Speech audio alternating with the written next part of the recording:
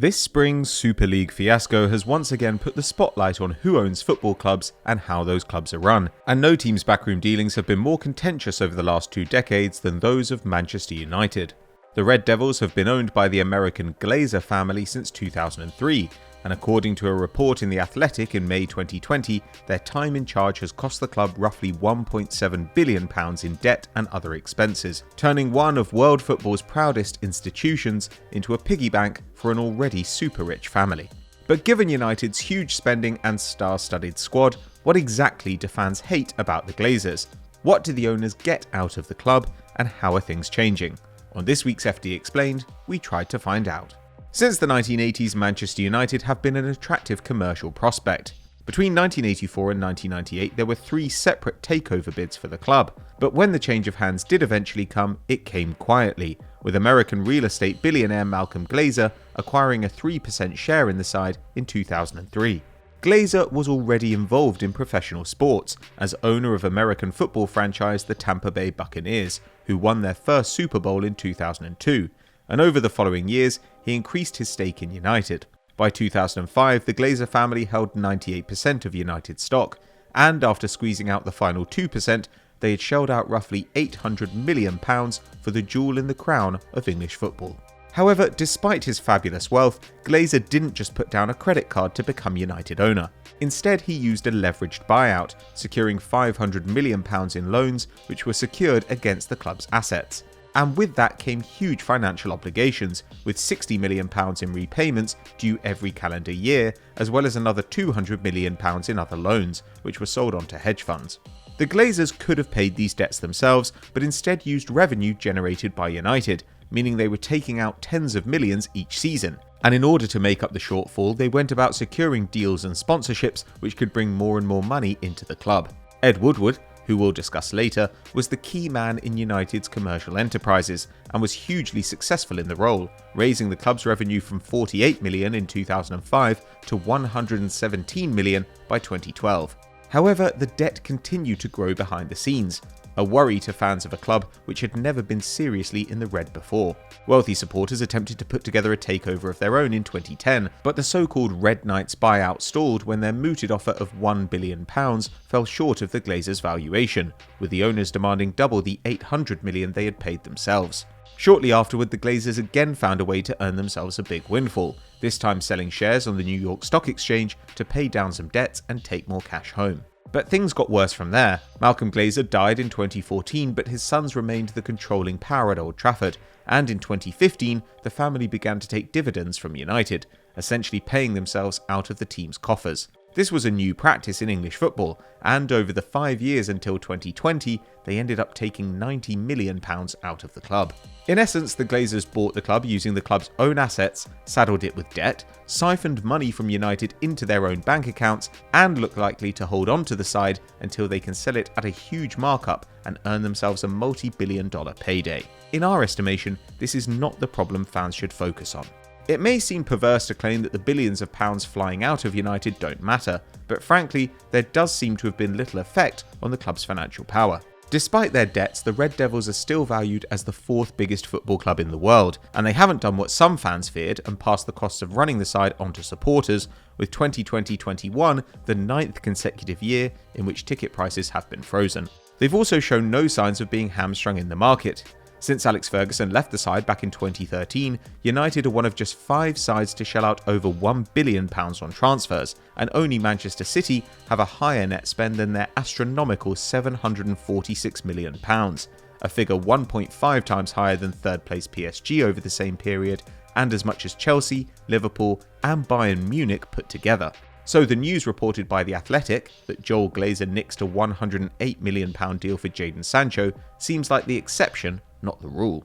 However, fans are right that the Glazers' all-business approach to club ownership means they don't care about the team's on-field success, and that has led to some serious missteps in the running of the side. When Ferguson retired in 2013, not only was David Moyes appointed to a role he was not ready for, but Chief Executive David Gill was replaced with Ed Woodward, an excellent spreadsheet guy but lacking in football knowledge. Woefully ill-equipped to rebuild an aging side for a new era, Woodward spent his first summer fruitlessly pursuing the signing of Cesc Fabregas from Barcelona, before eventually acquiring Marouane Fellaini, with fans calling for his head after just one transfer window. United dropped from 1st to 7th. Over the next 8 years, Woodward refused to put in place a director of football or a proper recruitment structure, which meant that managers like Louis van Gaal and Jose Mourinho were hired on the basis of reputation, not suitability, and players were signed and sold according to the whims of each new boss. Talents like Memphis Depay, Angel Di Maria and Henrik Mkhitaryan were brought in at huge expense and shipped out at a loss. And while the team is currently playing well under Ole Gunnar Solskjaer, there remain gaping holes in the squad, as well as aging stars soaking up huge wages, a result of poor planning. While Man City and Liverpool realised that success on the field would be driven by having clear direction off it, United floundered, hoping each new boss could weld together a disjointed squad. If the Glazers had appointed someone with more football expertise, or insisted on building a strong recruitment team, United could have selected managers according to a style they wanted to play and dedicated their huge resources to building a coherent team ready to compete for silverware. And they might not be closing in on a decade without a title. Sadly, the Glazers' indifference hasn't just seen the team fall apart.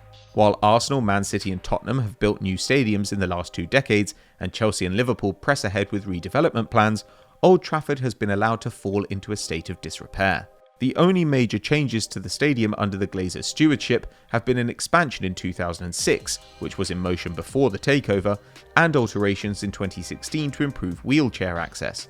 But the stadium has not hosted a major match since 2003, and fans routinely complain that the ground is no longer worthy of one of the world's biggest clubs. According to a 2019 article in The Guardian, the 45-year-old Sir Bobby Charlton stand leaks in wet weather, the Wi-Fi is patchy, and seating is crammed, with extremely narrow chairs in the lower bowl of the stadium designed to fit in the maximum number of spectators. There have even been infestations of mice, with some spotted on the pitch during matches.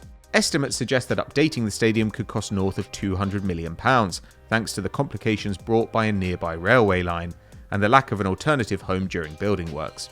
And that's about £200 million more than the Glazers would like to invest. There's also the dismissive attitude to women's football. In the 1970s, a women's side sprang up called Manchester United Supporters Club Ladies, which was unofficially recognised as the United's sister team until 2001, when the relationship was made formal. Still, the women were clearly second-class citizens mostly used to model new kits, while they had to wear old shirts abandoned by the academy teams and make do without training equipment. According to the Manchester Evening News, the disregard was so clear that in 2004, the women were invited to an end-of-season presentation ceremony, only to be handed water bottles as gifts.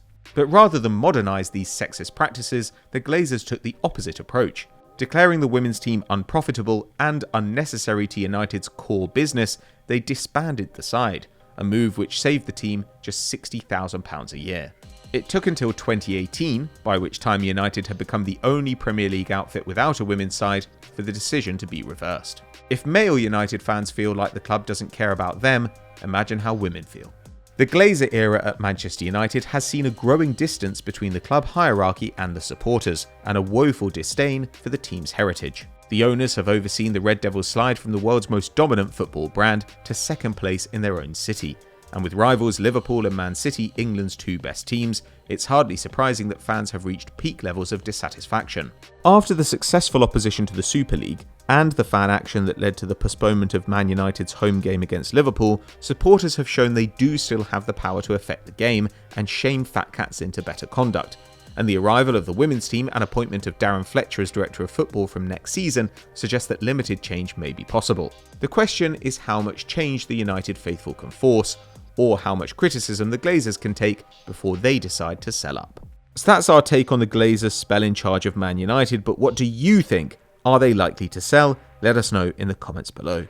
If you enjoyed this video, drop us a like and subscribe to the channel, hit the notification bell to never miss an upload. We'll see you next time.